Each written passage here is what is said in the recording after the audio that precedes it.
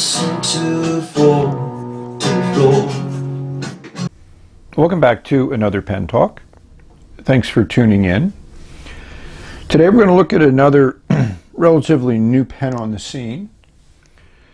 It's a Jinhao 992, and I was made aware of this pen because of a review that I did on the Jinhao, which I equated to a Sailor Pro Color. But there is a lot of similarity between the Jinhao 992 and the Jinhao. They did redesign the clip. It has the same transparent cap insert here, a large cap band at the bottom that's engraved. This one on the right, the clear one, is the Jinhao, and the one on the left is the Jinhao. Neither of them have a model designation, which Jinhao normally puts on the cap bands. We have a converter. In the Jinhao, you have your classic Jinhao converter. But on the Jinhao, you have more of a clear converter with just a little bit of metal in it, so it's not quite as visible. You still notice it there. And to me, one of the differences shows that these are made from different molds is the bottom of the barrel here. You still have your different designs there. Well, removing the converter makes it a little bit easier to see. But down here at the bottom, there's more of a knob of plastic that's in the barrel, maybe to secure the converter. And here it's shorter. But, you know, these are subtle differences. You know, the little ridges here are longer on the Jinhao compared to the Jinhao. So to me, like I said, they're made from two different molds. But when you can do a detailed comparison between the Jinhao and the Sailor, you'll notice less of these minor differences between the plastic bits. The other big difference is the feed and the nib. The Jinhao has a transparent feed, which really works well with transparent pen. And you have your standard black plastic feed in the Jinhao, and also you have the standard Jinhao nib. Usually extra fine, sometimes fine. Both of them have this little rubber washer there at the top of the section, and also have that converter, but you can see the Jinhao is slightly different design and shape, and it's a little bit longer here. So one of the things that I thought would be an interesting comparison would be the 599 and the 992. The 599 is obviously meant to mimic Lamy Safari pen. But hopefully you can see that the color is very, very similar between the two. They both have basically the same type of converter in them. You know, it's a lot of the other aesthetic differences are due to the fact of the design of the pen, not necessarily the maker of the material. And this is an unscrew versus a pull-off cap on the 559. And then you'll see now the similarities become more because it's the same nib on both pens. And, you know, I enjoyed the 599s. It was one of my first videos that I ever did. So, you know, that means that I really enjoyed that pen and thought it was an interesting thing to review, an interesting pen to review. But over time, my joy of using the 559 was diminished because of flow issues and things of that nature. I didn't spend any time to really work on the pen to try to improve that, so that may be something I could have done, but at that time in my pen experiences. It's not something I would normally think of doing. Like I can now think a little bit more often of it. So I would say it's definitely the same plastic used in both of these Jinhaos. One in a solid color. I just wanted to see, again, consistency of detail. The eBay auction was extremely reasonable. I got 4 pens for a little over $7 US. That was delivered, and they arrived in 10 days. So that makes it a kind of a no-brainer. They are consistent quality, at least from the visual examination. I haven't written with any of these yet, so I'm going to clean them out. I'm definitely going to use the clear one as an eyedropper because I think that'll make it look a lot nicer. Ways that a pen quality is kind of by weight, so we're going to start with the Sailor, and that's 19.5 grams. Then we'll go to the Lingmo, which is 18.6 Cyclodust. Both of these have ink in it. And then we'll go to the Jinhao, and it's 16.3. So they're all relatively close, and closer than I would have thought initially when I first started looking at them. Major differences, which we mentioned earlier, is the design of the clip. The Lingmo definitely mimics the Sailor, while this one is a Jinhao, pretty much one that they use on this pen.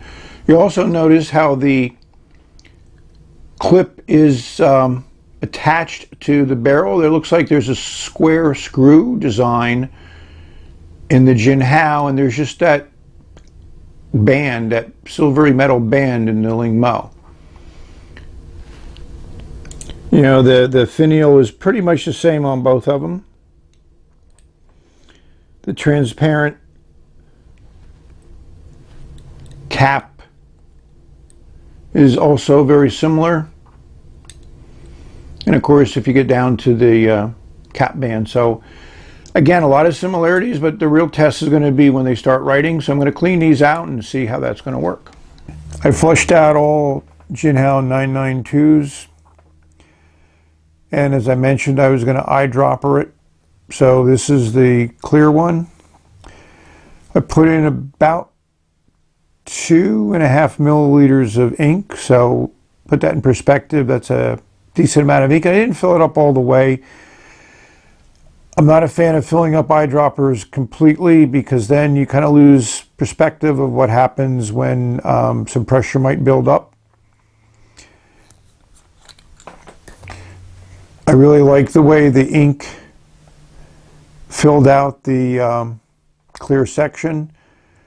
Again, I'd love to see the feed be clear like we have on the Wing S698s or the Lingmo, which this pen mimics.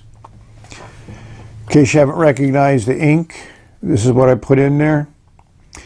Been into blue ink. Sometimes you get into blue inks. I was into turquoise for a while. I experimented with my oranges and my reds, so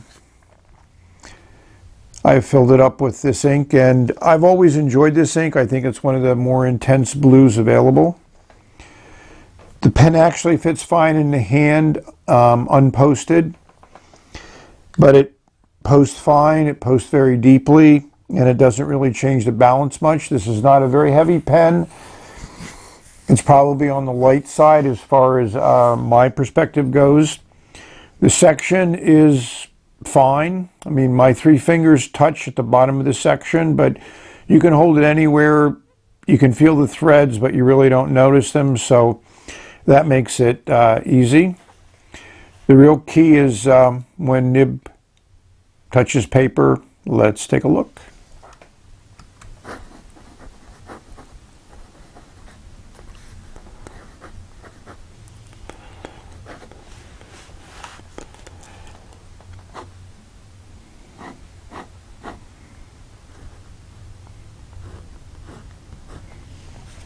We're getting a little bit of skipping, but I've had the cap off of this for a few minutes. So let's get the flow going. I've written with this pen for a while, and I've been very impressed with the ink flow, with how smooth the nib is. I haven't done anything to touch it up. This is Fabriano paper, which is a little bit absorbent and doesn't have much coating on it like Clairefontaine Rhodia, and it doesn't work like Tomo River, but I like it. This is a smooth nib. I mean, I haven't touched this nib. This is one of the first nibs in a while that I've used that didn't require any tweaking. I filled this up with ink and it started writing pretty much immediately. So I have to admit that my viewers that have talked about how nice this 992 is, I think understated it. I've had a lot of Jinhao pens. I probably have close to 30 of them. I've given away a fair number of them, but this nib is as good as any nib.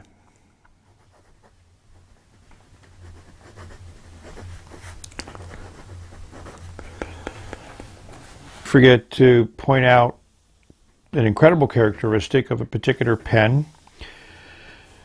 So this nib is soft. I guess you would call this fine. And this is no pressure on the downstroke. You put a little pressure on it and it really opens up. I mean, this is unique for Jinhao's from my perspective. This nib has like blown me away from what I'm used to with Jinhao nibs. I mean, that's great flow. I've heard other people talk about great flows from Jinhao's, but I haven't experienced it personally. But this definitely has some softness to it.